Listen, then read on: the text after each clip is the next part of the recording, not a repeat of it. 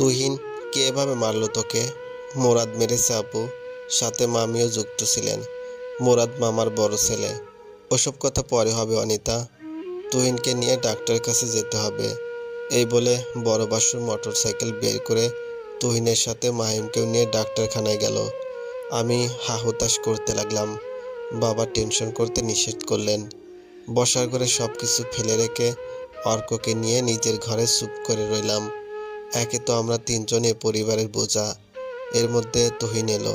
ও কোথায় বা যাবে আর, তাই দিশেহারা হয়ে আমার কাছে ছুটে এসেছে। একটাই ভাই আমার, এই অবস্থায় ওকে আর মামার বাড়িতে রাখা চলবে না। সংসারে কেউ বাড়তি ঝামেলা নিতে চায় না, মামিও এর ব্যতিক্রম নয়। আমি ভাবছি অন্য কথা। অনি শুনছ? মাহিমের কথায় মুখ চেয়ে তাকালাম ওর দিকে। কি ভাবছো? আমাকে বলতে পারো। অবশ্য আমার বিশ্বাস, আমি যা ভাবছি তুমিও তাই ভাবছো। তুহিনের কি ব্যবস্থা করব বলো তো? সামনে ওর এসএসসি পরীক্ষা। অত ভেবো না, মামা হয়তো নিতে আসবে ওকে। কয়েকদিন এখানে থেকে না হয় আবার যাবে মামার বাড়িতে। আচ্ছা, তাই যেন হয়।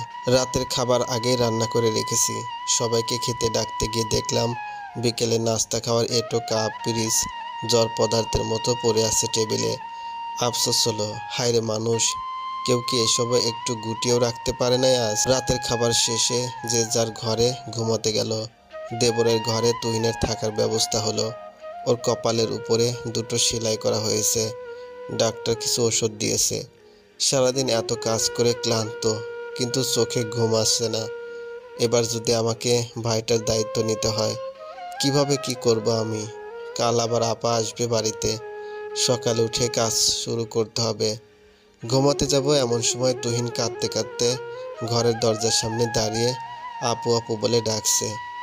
আমার কলিজাটা কেঁপে উঠল। এত রাতে আবার ওর নতুন কোনো বিপদ হলো নাকি? আমি ওঠার আগে মাহিম দরজা খুলে তুহিনকে ভিতরে নিয়ে আসলো। তুহিন আমাকে জড়িয়ে ধরে, আপু, ওই বাড়িতে আমাকে আর পাঠাস না আপু। তুই আসার পর তোর ভাগের সমস্ত কাজ আমাকে করতে হয়। একটু কম বেশি হলে মামি কানমলা দিতেন।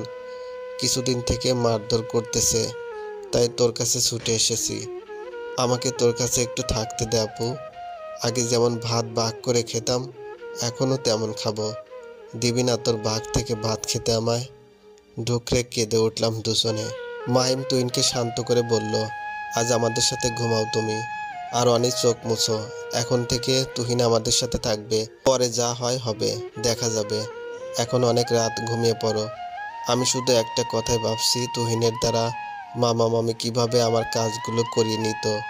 ও একটা কিশোর ছেলে, তাকে দিয়ে মেয়ে মানুষের তরকারি কুটা, বাসন মাজা, ঘর ঝাড়ু মোছা, মশলা বাটা, কাপড় ধোয়া, কিভাবে সম্ভব এত কিছু? সামান্য কিছু করিয়ে নিলে পারত। যাই হোক, ওনারা আমাদের আশ্রয় দিয়েছিলেন, এটাই অনেক। শুকরিয়া এর জন্য। আপা আসার পর বাড়িতে খুশির আমেজ। কয়েকদিন সবাই মিলে হইচই আনন্দ করে কেটে গেল। আপা তুহিনের ব্যাপারে সব কিছু শুনে সবাইকে বললেন তুহিনের দায়িত্ব আপা নিতে চান। কিন্তু তুহিনের এসএসসি পরীক্ষার জন্য এখন সে যেতে পারবে না। পরীক্ষার পর যাবে এবং আবার ছেলেকে পড়াবে। ও ক্লাস 3-তে পড়ে।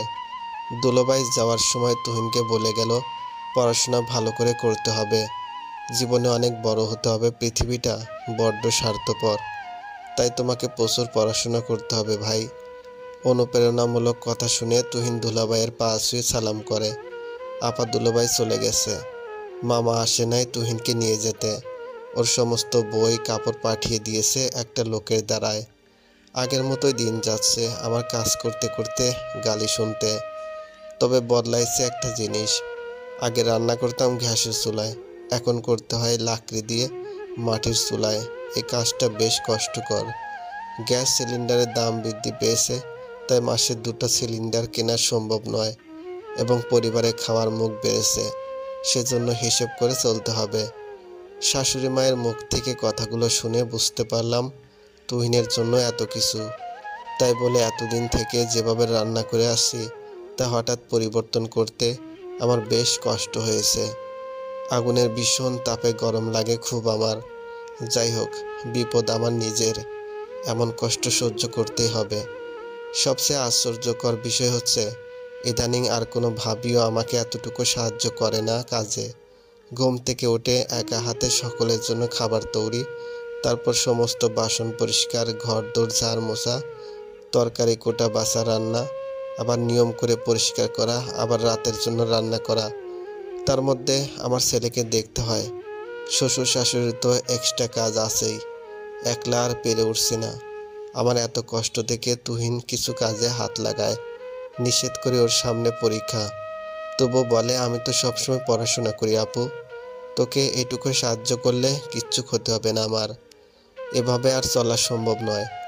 আর্জি নিয়ে শাশুড়ির কাছে গেলাম একটা কাজের মহিলা ঠিক করে দেওয়ার জন্য। তেলে বেগুনে জ্বলে উঠল উনি। রাগে গজগজ করে বলতে লাগলো, টাকা কি তোমার বাপে দিয়ে যাবে? আমার আর বলার কিছু থাকলো না। আমার এত পরিশ্রম দেখে মাহিম নিজে শুধু বাসন পরিষ্কার ও ঘর মুছবার জন্য একজন মহিলা ঠিক করলো। তখন সবাই বলাবলি করছিল, সংসার যে একটা টাকা দিতে পারে না, সে আবার নিজের বউয়ের জন্য কাজের লোক রেখেছে। তুচ্ছ তাচ্ছিল্য সুরে মুখ বুজে সব সহ্য করে সকলের জন্য সমানভাবে কাজ করে যাই। তবুও পান থেকে চুন খসলে গালমন্দ।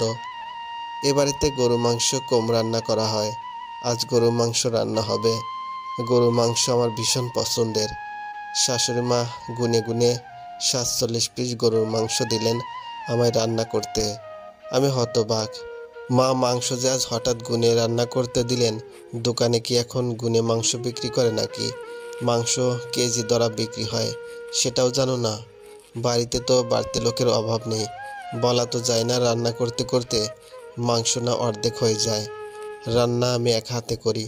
আপনি কি কখনো কম তরকারি পেয়েছিলেন যে আজ এমন নিকৃষ্ট মনা কাজটা করতে হলো? আর শুনেন, আমি কখনো রান্নার সময় খাবার তুলে খাই না, কিংবা নিজেদের জন্যও তুলে রাখি না। এত অবিশ্বাস অপমানের পর আমি আর মাংস রান্না করতে পারবো না। আচ্ছা বেশ, আজ তাহলে তোমাদের খাওয়া বন্ধ, আমি রান্না করব নিজ হাতে। রান্নাঘর থেকে বেরিয়ে আসলাম। সত্যি সেদিন খাওয়া হয়নি আমাদের, কেউ ডাকেনি খেতে। বাবা গিয়েছিল আপার বাসায়। মাহিম সেদিনের ব্যবহারে অনেক কষ্ট পেয়েছে, বলছে এভাবে আমরা আর কতদিন সহ্য করবো অনি, বলতে পারো? কষ্ট তো সব সহ্য করেছো তুমি, ভাবছি আমার নিজেকে কিছু একটা করতে হবে। এভাবে নিজের স্ত্রী কষ্ট আমিও সহ্য করতে পারছি না।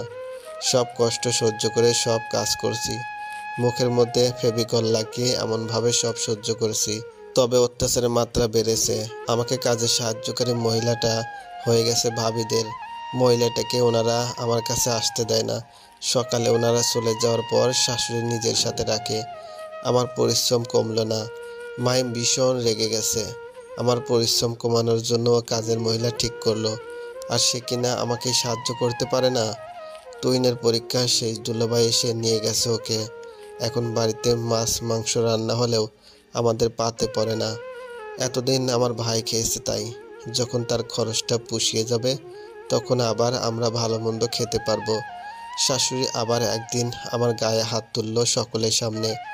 আমার জন্য নাকি ওনার পরিবারে ফাটল ধরেছে। কাল নাগিনি আমি, তাই ওনার বড় ছেলে পরিবার সব কিছু নিয়ে শ্বশুর বাড়িতে উঠে যাবে, আর মেজো ছেলে পরিবার নিয়ে শহরের বাসায় থাকবে। এরপরেও কি তুমি চুপ করে থাকবে মাহিম? আমার মা অন্যায়কারী, ওনাকে কোনো শাস্তি আমি দিতে পারবো না ঠিকই উনি, আল্লাহ ওনাকে সঠিক বুঝদান করুক, কিন্তু এবারে ছেড়ে চলে যেতে পারবো তোমাকেও অর্ককে নিয়ে, যাতে আর অপমানিত হতে না হয় আমাদের। পরদিনই আমরা একেবারে বিভাগীয় শহর রাজশাহীতে চলে আসলাম।